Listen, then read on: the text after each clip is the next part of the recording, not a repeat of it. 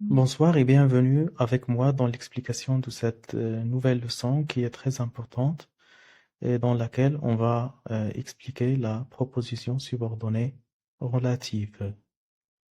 L'explication de cette leçon se déroulera selon plusieurs étapes. On va commencer par la première étape. Regardez la première phrase sur laquelle on va travailler. La jeune fille lit un roman.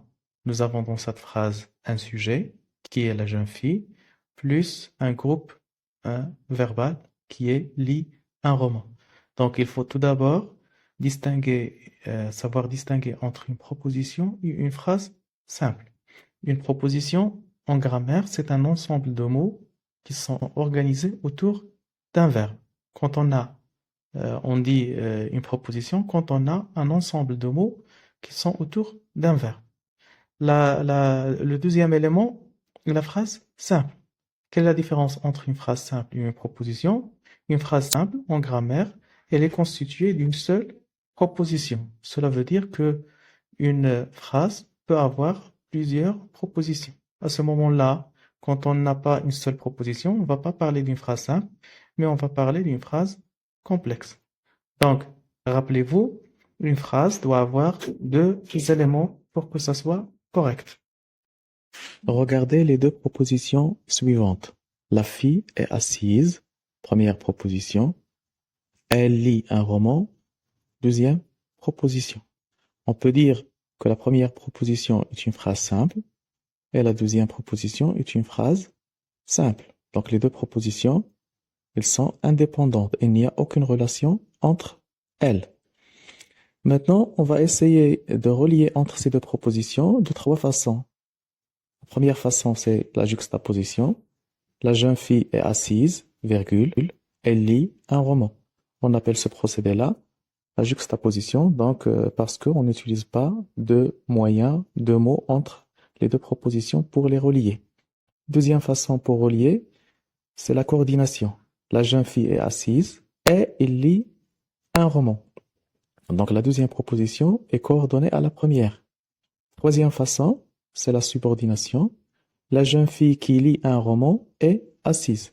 Donc ici, on a utilisé le mot subordonnant qui, donc pour relier entre la proposition indépendante 1 et la proposition 2. Donc à ce moment-là, quand on emploie la juxtaposition ou bien la coordination ou également la subordination, on parle d'une phrase complexe. On récapitule. Une proposition, en grammaire, est un ensemble de mots organisés autour d'un verbe. Une phrase simple est une phrase qui comporte une seule proposition. On parle alors d'un seul verbe conjugué. Une phrase complexe comporte plusieurs propositions, ça veut dire plusieurs verbes conjugués.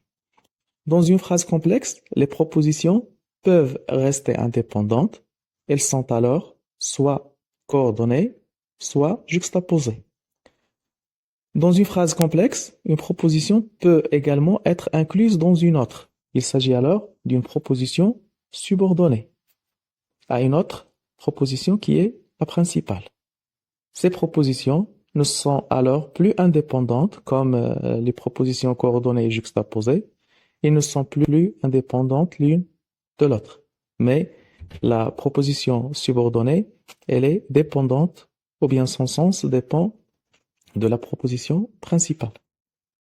Nous arrivons maintenant à la deuxième étape de cette leçon dans laquelle on va reconnaître le rôle de la subordonnée relative dans une phrase.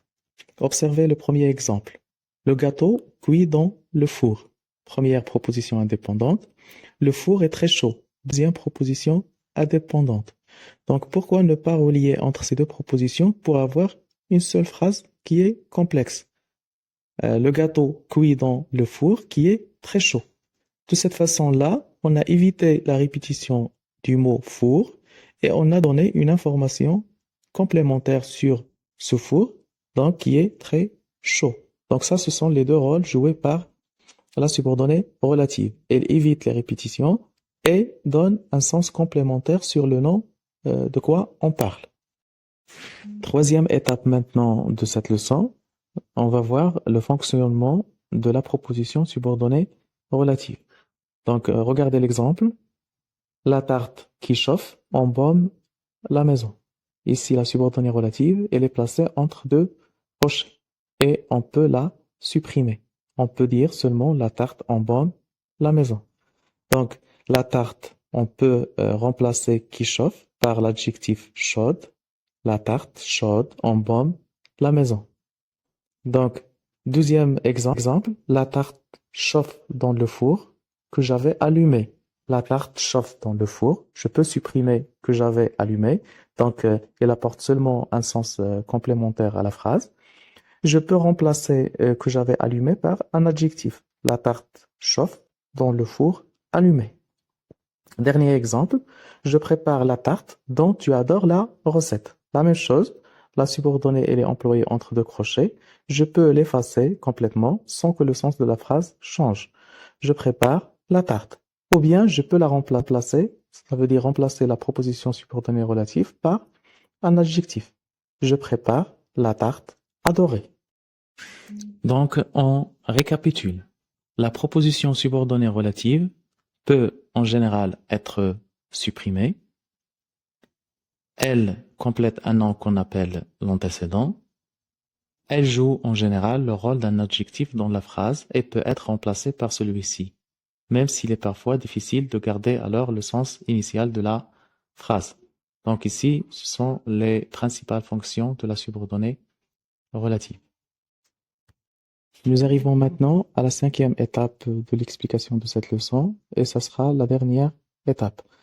Observez l'exemple. J'ai reçu un cadeau qui me fait très plaisir. Comme vous voyez, nous avons deux propositions. La proposition principale, j'ai reçu un cadeau qui me fait très plaisir, proposition subordonnée introduite par le pronom relatif qui. Donc on va essayer de séparer les deux propositions. On va avoir les deux propositions indépendantes suivantes. J'ai reçu un cadeau. Ce cadeau me fait très plaisir. Vous allez constater que le mot cadeau se répète dans la deuxième proposition. Donc, pour éviter la répétition ici, qu'est-ce qu'on fait? On cherche la fonction du mot dans la deuxième proposition. Ce cadeau me fait très plaisir. La fonction du mot cadeau, c'est un sujet. Donc, on l'efface et on le remplace par le pronom relatif qui joue et qui jouera donc la fonction du sujet. Donc, et il est relié avec l'antécédent qui est avant lui un cadeau. Donc, on obtient la phrase complexe. J'ai reçu un cadeau qui me fait très plaisir. On récapitule. Les mots subordonnants qui introduisent des propositions subordonnées relatives appartiennent à la classe grammaticale des pronoms. Donc, on les appelle, ces mots interrogatifs, on les appelle des pronoms. Il s'agit de pronoms relatifs. Ils remplacent l'antécédent dans la proposition subordonnée relative. Et cet antécédent, il peut être un nom, un groupe nominal ou également un pronom. On peut faire la liste des pronoms relatifs. Donc, il existe des pronoms relatifs simples, comme qui, que, dont, où et aussi quoi.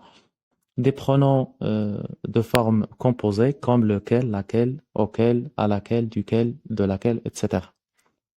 Dernier point dans cette récapitulation est que le pronom relatif occupe une fonction dans la position subordonnée relative. Ce n'est pas seulement un moyen pour relier entre la proposition principale et la proposition subordonnée, mais il joue une fonction importante dans cette phrase complexe. Il peut être sujet, complément d'objet direct, indirect, complément de nom, complément de l'adjectif ou complément circonstanciel ou autre fonction.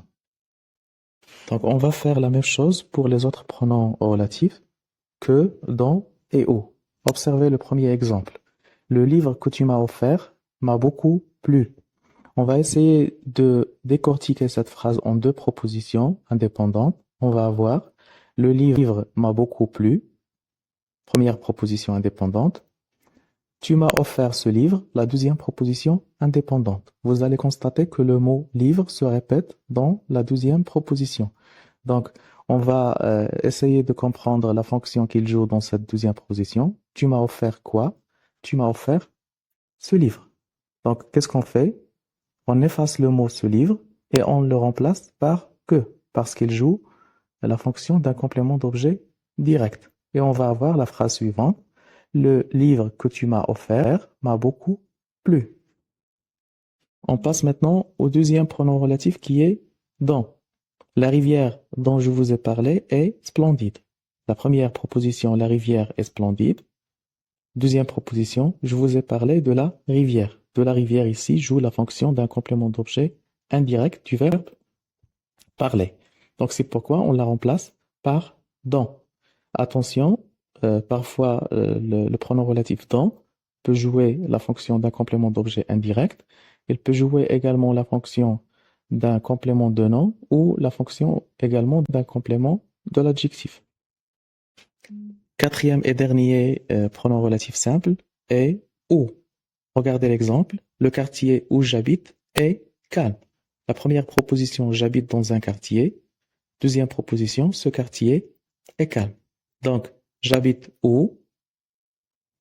Dans un quartier. Donc, dans un quartier, il joue la fonction ici d'un complément circonstanciel de lieu. Donc, faites attention aussi, ce pronom relatif, il peut jouer aussi la fonction d'un complément circonstanciel de temps. Elle est très importante de pouvoir différencier entre la conjonction que dans une proposition relative et que dans une proposition complétive. Observez le premier exemple. Je te prête un roman que j'ai lu l'été dernier. Ici, que, c'est un pronom relatif parce qu'il est employé après un roman qui est un nom. Donc le pronom relatif remplace soit un nom, soit un pronom. Par contre, dans la deuxième phrase, je voudrais que tu lises des romans cet été, que ici joue la fonction d'une conjonction de subordination dans une phrase complétive. Pourquoi? Parce que il vient directement après un verbe. Ici, le verbe, c'est voudrait. Donc, comme ça, on peut faire la différence entre que conjonction de subordination employée comme pronom relatif et que conjonction de subordination employée dans une proposition complétive. Et pour conclure l'explication de cette leçon, je vous présente son bilan. Donc, la proposition subordonnée relative joue en général le rôle d'un adjectif dans la phrase et peut être remplacée par celui-ci. C'est pourquoi on l'utilise généralement dans la description. Donc, la proposition subordonnée relative aussi peut en général être supprimée. Elle peut également être introduite par un pronom relatif, qui, que, dont, ou, lequel, laquelle, auquel, etc. On a dit qu'il y a les pronoms relatifs simples, qui, que, dont, ou, et les pronoms relatifs composés, lequel, laquelle, etc. Également, le pronom occupe une fonction dans la proposition subordonnée. On a vu qu'il peut occuper la fonction d'un sujet, donc qui, que complément d'objet, non, complément d'objet indirect, complément de nom, complément de l'adjectif, et où il peut jouer le rôle d'un complément circonstanciel de lieu ou de temps. Dernier point, avant de terminer cette leçon, c'est que la proposition subordonnée relative complète un nom qu'on appelle l'antécédent. Merci d'avoir suivi avec moi cette leçon et à la prochaine.